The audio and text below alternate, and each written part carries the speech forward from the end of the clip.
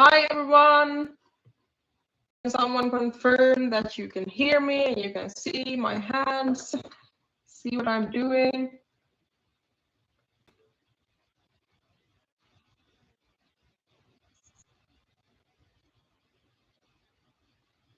Yes, perfect. Finally. Let's hope all of you have found your way here.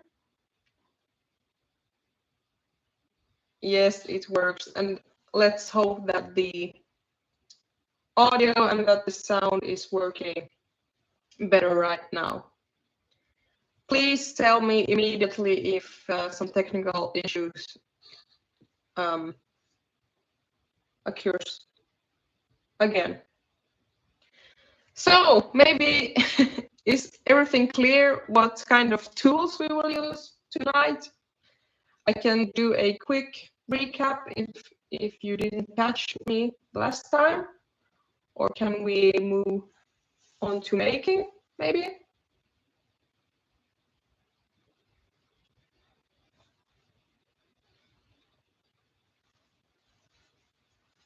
Maybe we just should jump onto making and stop talking so much.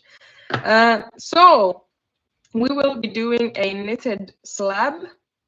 A slab is like the canvas that you create with the clay. So for that, I've actually mixed up some colors already. I've been using some white and some Sahara, and then we have the caramel, this one, and I also have some chocolate.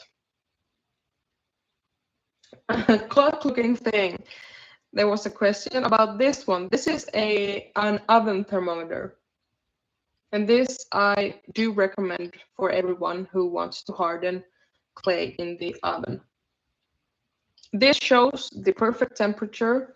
It's between 110 degrees Celsius and 130 degrees Celsius. If it goes over 130, you should take out your clay immediately because it will get burnt, and that's not good. So that's why I recommend this thermometer. So you get the right temperature every time you harden the clay. And this is also made by FIMO. So I use that all the time. Yeah, so I'll just start with one of these colors. Maybe I'll pick the beige one. And what's important before you start working with clay is to soften it up. And you can do that by your hands. The warmth of your hands will warm up the clay. Of course, make sure you have clean hands. You can use a dampened cloth or wet tissues to and with my rolling pin, I'm also helping with the conditioning of my clay.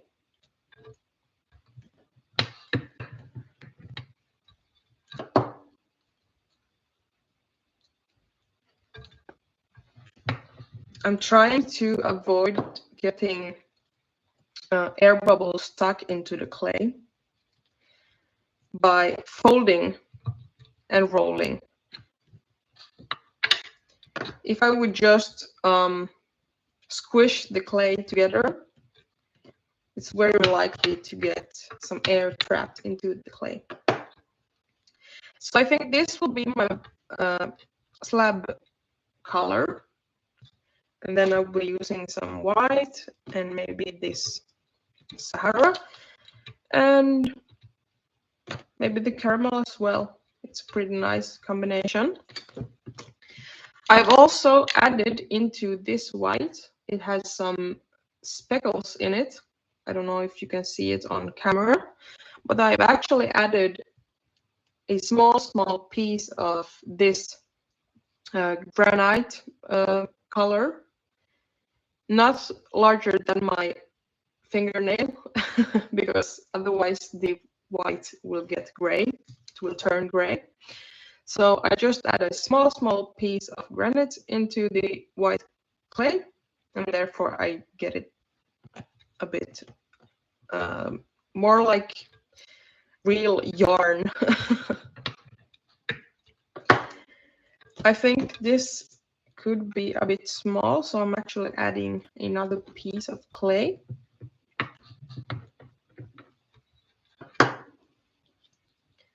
And I'm just conditioning it. I'm trying to make a square because I like to work on square shaped slabs. So when I feel like the clay is soft, it's not sticky, it's not hard, I can actually take out some playing cards. So I choose around, now I want a pretty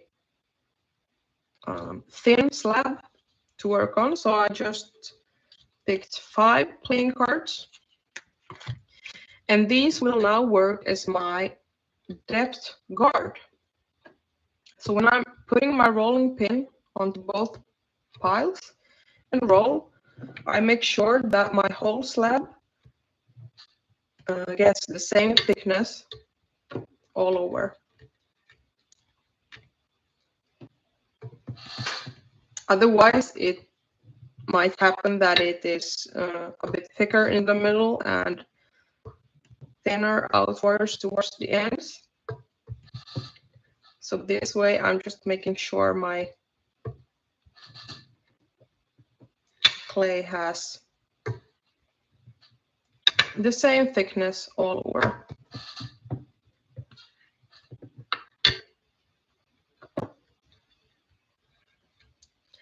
I pick it up and I feel it with my fingers.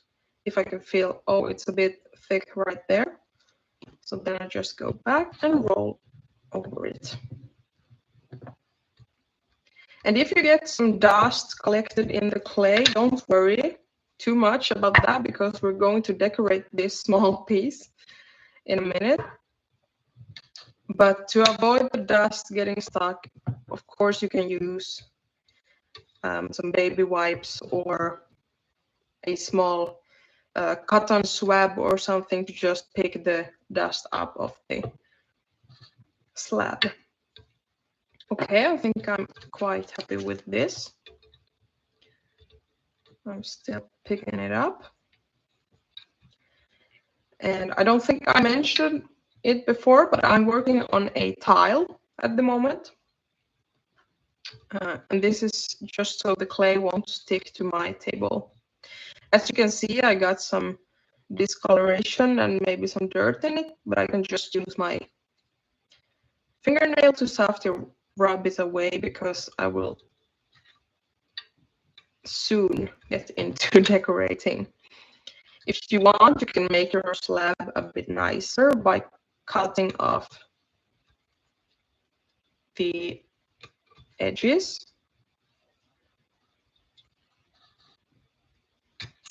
There you go.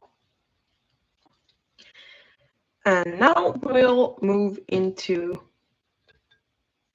creating the pattern. So I'll start with the caramel color, and I've also mixed in some granite into this. So what I do now is I shape it. It doesn't matter if it's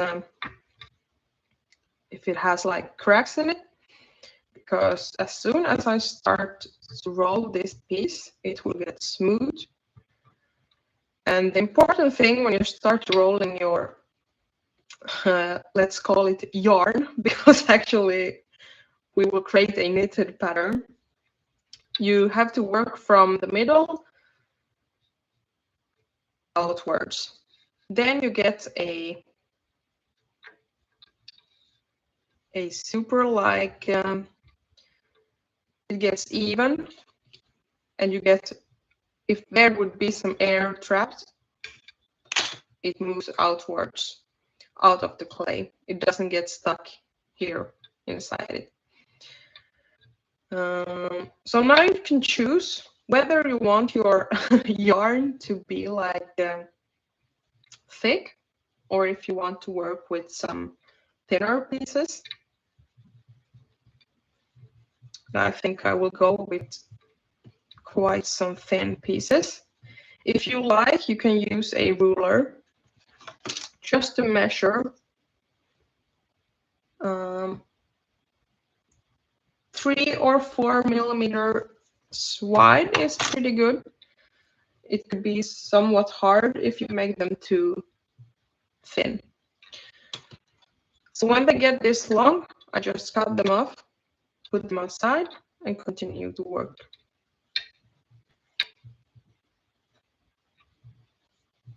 Okay, I think I've made this into the thickness I would like it.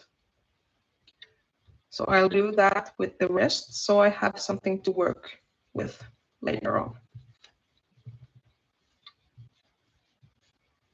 So I'm just simply evening out the clay, and therefore it's super important that you have conditioned your clay beforehand, because if your clay is dry, it's super hard to roll out these beautiful even pieces of yarn, even though it's clay. Whoops! If this happens, if you rip the clay, you can just push together and continue the rolling.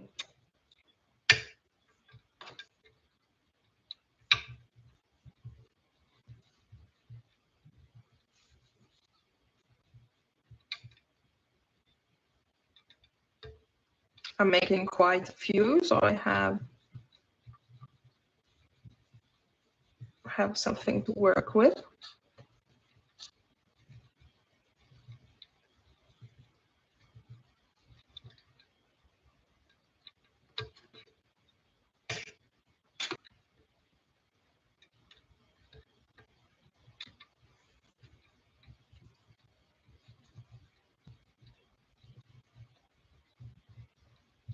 A great tip when you make this pattern is to actually use different thicknesses of these pieces, because that makes the pattern a bit more organic. Now I'll be picking up my lighter beige color. So now I actually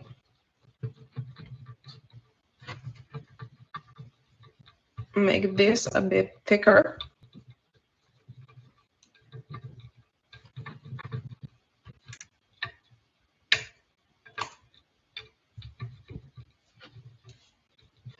But you can choose, like, if you want the white to be super thick, that's totally up to you.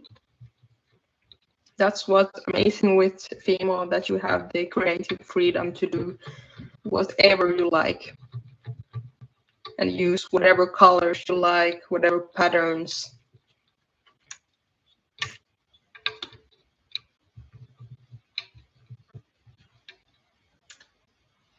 You might see that these are now a bit thicker than the last ones I made.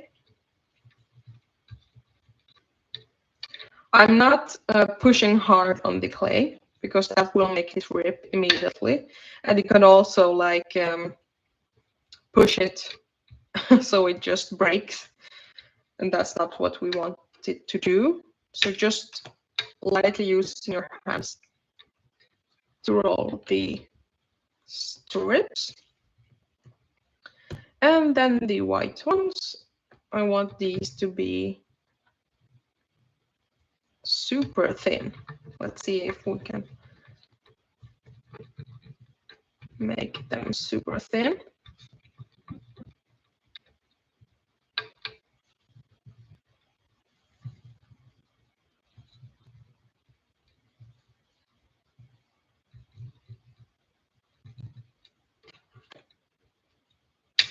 If any question pops up, feel free to ask them in the chat. I keep my eyes on the chat at all time.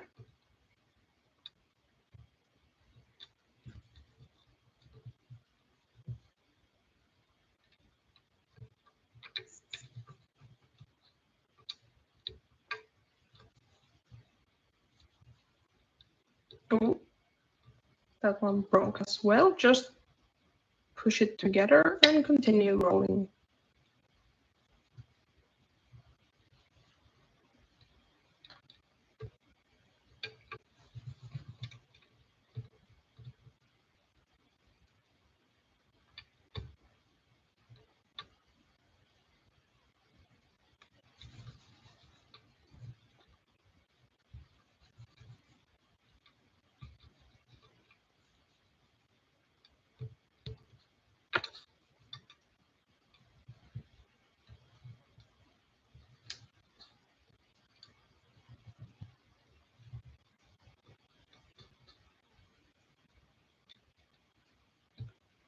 Like so. I'll roll some more if I need to.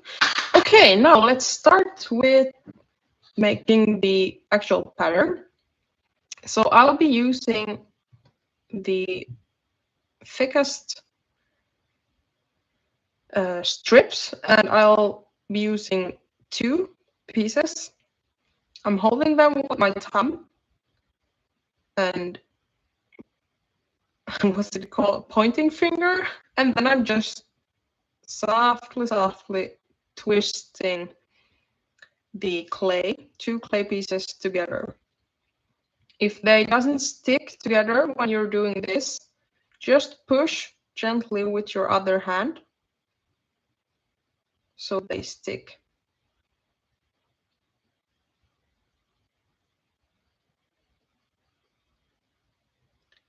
But if you just apply some pressure when twisting, it should be perfectly fine. Now I'm just adding that onto my slab. I like to start from the middle, and I'll be cutting away some excess clay like that.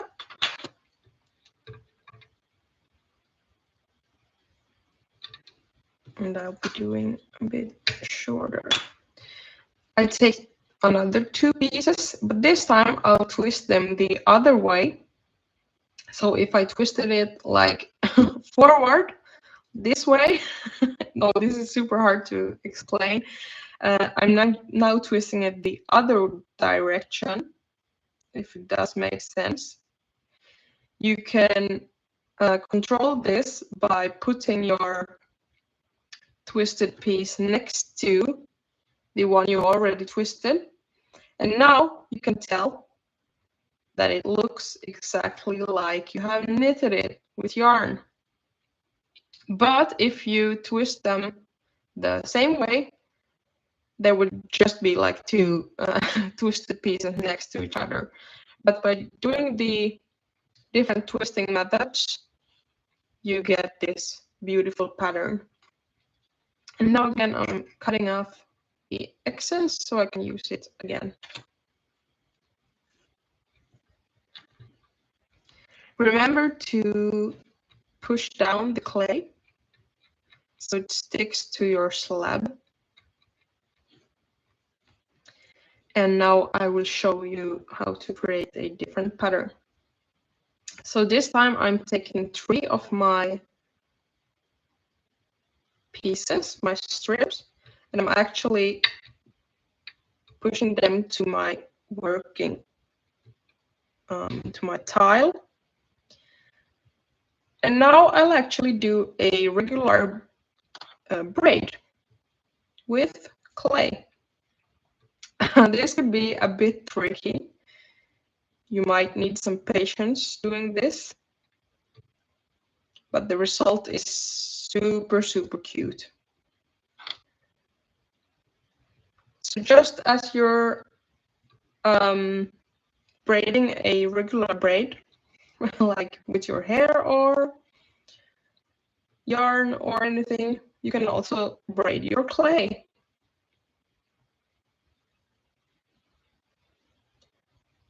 I'm not good using like 4 pieces, 4 strands, but if anyone knows that technique, feel free to try it with clay as well. This is just a 3 regular braid.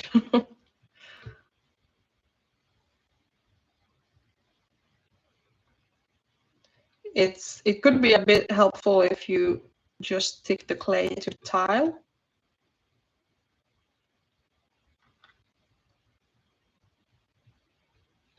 And super, super gently just shape your braid like this.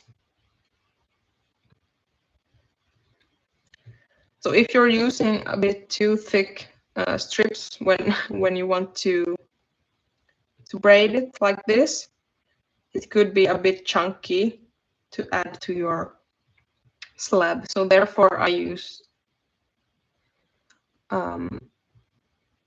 strips that are a bit thinner.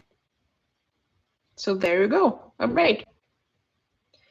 And you can use this technique in many different ways, but right now I'm just sticking it next to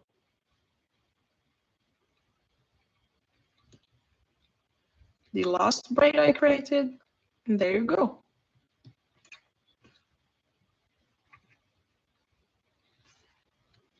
Once again, make sure you press the braid so it sticks to the clay. If you want, you can only do a single twisted with two strips like this. It creates a super organic look to it. I feel like that could be a perfect fit next to the three-stranded braid.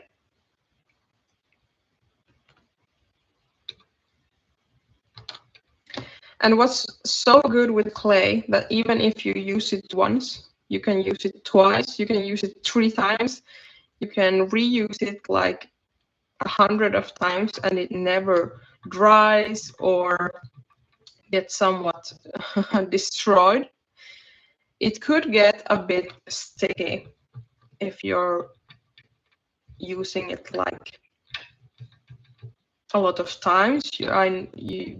You know your hands are full of oil and the oil can get trapped into the clay.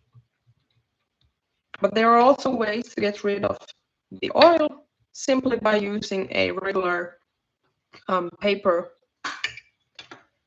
and just push the clay between papers. So that way it will collect some of the oils that might get into your clay. So that's a super helpful tip if you're experiencing sticky clay or clay that is too soft.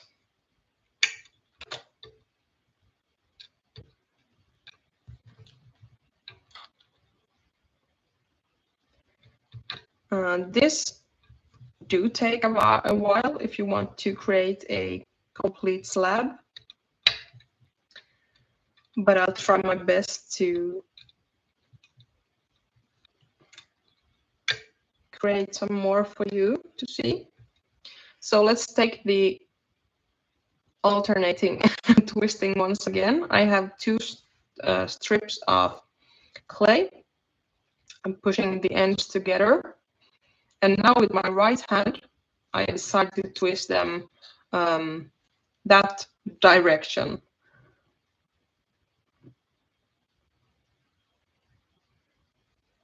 From myself.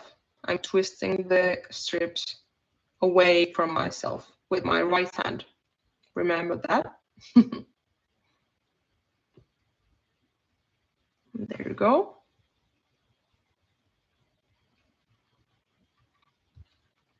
And now I'm picking up another 2 strips. And now with my right hand, I'm twisting them towards myself, like this.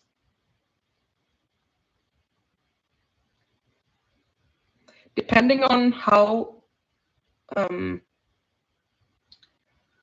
like twist these, you can twist them loosely or you can tighten them up. You get some different results. But now again, you can see that they fit perfectly together and create this knitted pattern. on your slab.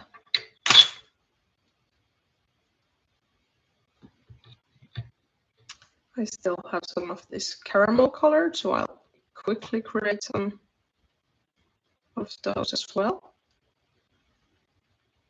Twist, twist, twist, twist.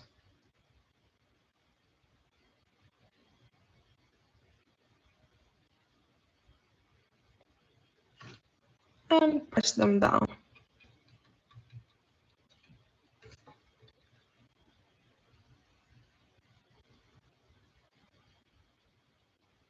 And if you forget which way you twisted the last time, you can always compare to the one you just made, if they connect in the right way or in the wrong way. The funny thing is, you think that you might just could turn it around, but that doesn't work with this technique. Then you have to retwist it the other way.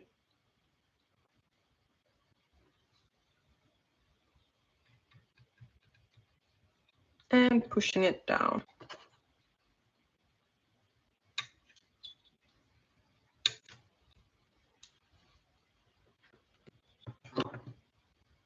I have 2 strips of white left, so I'll do a single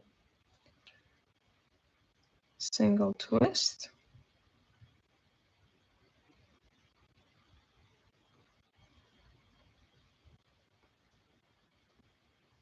As you see, I'm super gentle with the clay because it might rip. If it happens, if it rips, just try to slowly push them together, the pieces again.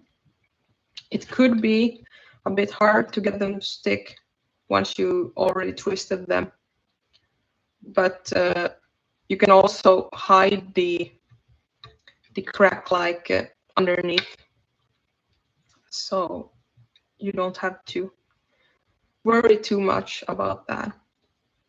I decided that I will create one more twisted strand.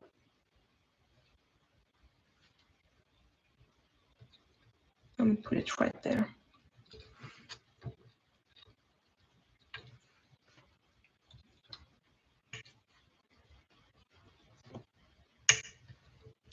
So as you can see, I could go on forever with this technique because it's so simple and the result gets so cute, and it looks just like a knitted pattern.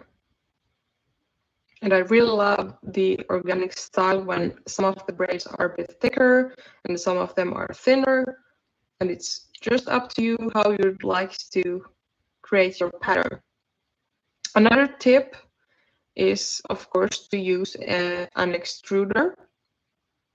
That's a tool you can use to create these strips, and you can also choose the thicknesses there automatically. But I think this piece is enough for you to get the idea of how to create this pattern. So now I just show you how these can turn into earrings. So I'll just use my favorite cookie cutters, or these are a bit smaller actually. These are clay cutters.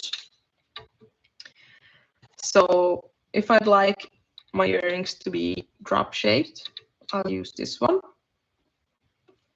And I'll measure out what kind of pattern I'd like on my earrings.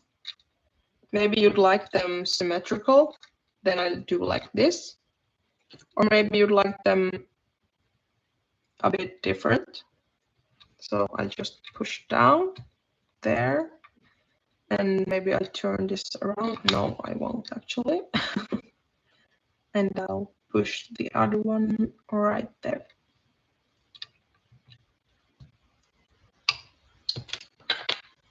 Here is some perfect spaces for some small studs. So I'm using a smaller cookie cutter and cutting out some super cute small shapes that are perfect for studs. Be careful so you don't break the other piece that you just cut out. And after that, I like to just pick up this is called in the clay word for skeleton, clay skeleton. So I just like to smoosh that up and use it, reuse it. And I can already show you if I just smush it up and roll it out. You can see some beautiful patterns in it. So never throw away clay like this. You can always use it again. Okay, so the next step is to make a hole, and I'm using a needle. And I'm just pushing it down where I want my hole to be. The hole is made for the jump ring. So I'm pushing it down, the needle down, and I'm just wiggling it around like so. And for the studs, I don't want any holes, so those are perfectly fine as they are. Now I need to move these into the oven to harden. So I'm using my tissue blade, and I'm using a zigzag motion to pick them up. This way I try to avoid distorting the shape. Anyhow, this could be a bit like the strips could, you can see from the side that they're a bit like coming off of the slab. So here I like to gently just push them down so they won't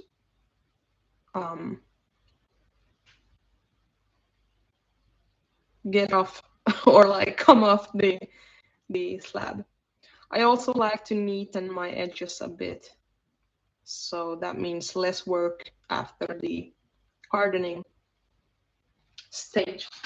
I'm moving them to I use a baking tray with some baking paper on. Oven tray works fine. Whatever you have at home. And it's perfectly safe to harden FIMO in your regular household oven or kitchen oven.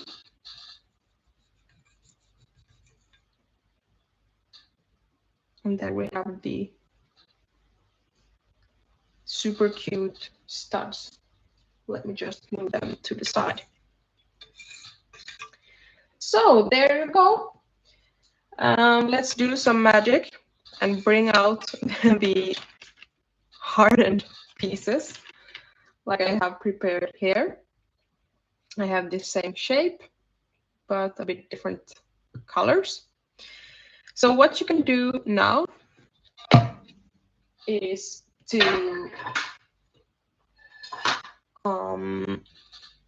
if the edges are a bit rough, like on this one, it doesn't look so, yeah, it's not super neat. So then you can just use some sanding paper and sand off the rough edges. It doesn't take that long. And if you have time to check the edges before you harden, you have less work after hardening. But I like to just neaten up the edges after hardening, and to check the other side if there is anything. You can just get away with some sanding paper. The next step is to assemble the earrings. So for this pair, I'll be using a earring hook. like this. So then I'll be using some jump rings, and I'm using 8mm to 10mm large jump rings because these pieces can be a bit thicker than your regular clay pieces. So therefore you might need some bigger jump rings.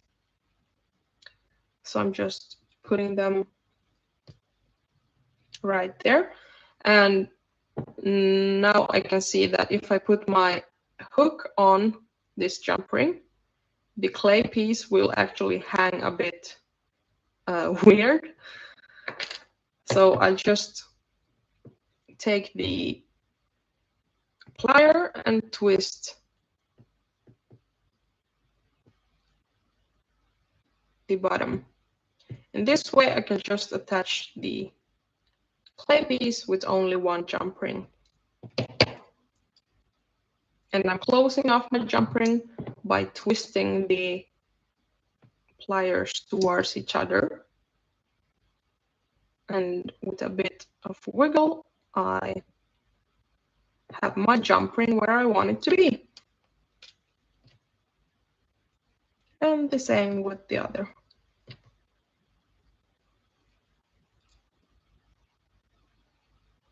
And twist it so it will hang correctly. If you don't want earring hooks, you can always, for your earring studs, as I also have prepared, you can just use some super glue and attach these earring posts onto your studs, like so. You can first put some under the stud and attach it, and then I like to add some securing glue around the stud, on top of the stud as well. And that way you can make sure it will stay there a bit longer. But that is super easy to attach the post as well. All right, I think this might be it. I hope you like the technique and that you learned something new. If you have questions, I still have time to answer them in the chat. And I really want to apologize for the technical problems we had at the beginning.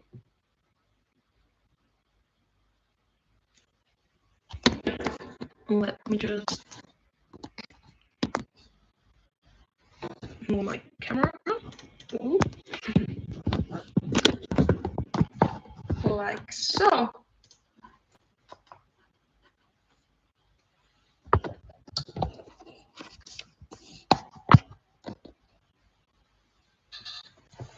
Thank you so much for being here.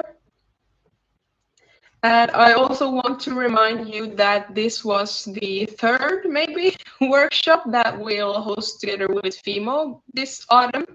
There will be, I will host another workshop in 2 weeks. And then there will be another 2 workshops. So there will be a lot of workshops and you can learn a lot of great techniques, perfect for winter and Christmas earrings. And I really like these. They're perfect for giving away as a Christmas gift, or yeah, they're just super cozy design. And I really like them. I hope you like them as well. Please feel free to check out my Instagram. You'll find me, my name is a bit hard. It's Lovanju, because my names are Lovisa, Anna, Julia, and I took my first letter from there, Lovanju. And make sure you follow Stadler and FIMO and use the hashtag MyFIMO when you want to show your creations, and tag me in your photos, tag FIMO in your photos, because we really want to see what you create and what you created this evening. If you check the chat, you can see my Instagram handle there as well. For sanding, I use different grits. 280 I have here. This is a 3-pack I got from FIMO.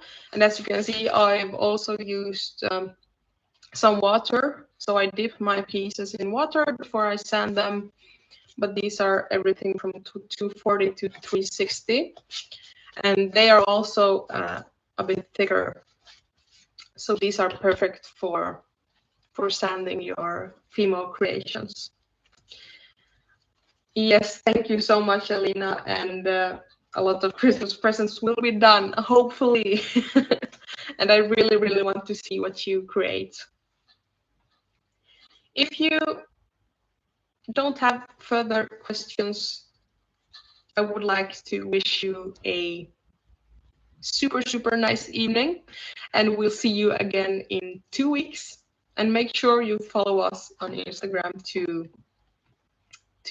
get notified and to know where to sign up for the next workshop. Have a nice weekend and we'll see you. Bye.